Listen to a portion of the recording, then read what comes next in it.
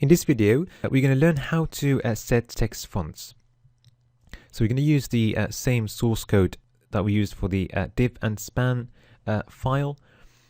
We're just going to get rid of the span elements in the Facebook div and keep only the Facebook word.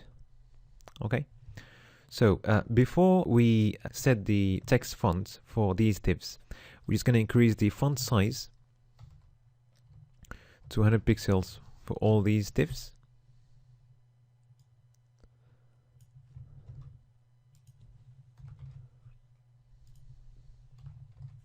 Well, we could have done that just by specifying a new style for all the div elements. But anyway, we have done it now. So in order to set the text fonts, we use the font family property. Okay. So first of all, there are several generic families. And under those generic families, we will find some specific font families. So let's start with the generic families. So we can set the font family to a generic family. So the first one we're gonna choose is the sans serif.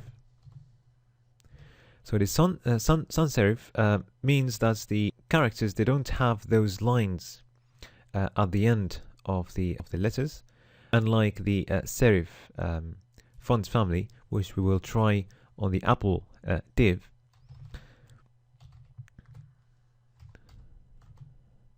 So now the Apple div has got those small lines at the end of the characters. Okay, so unlike the Facebook div, we don't have those lines. So that's sans serif and a serif, and sans means without. Okay.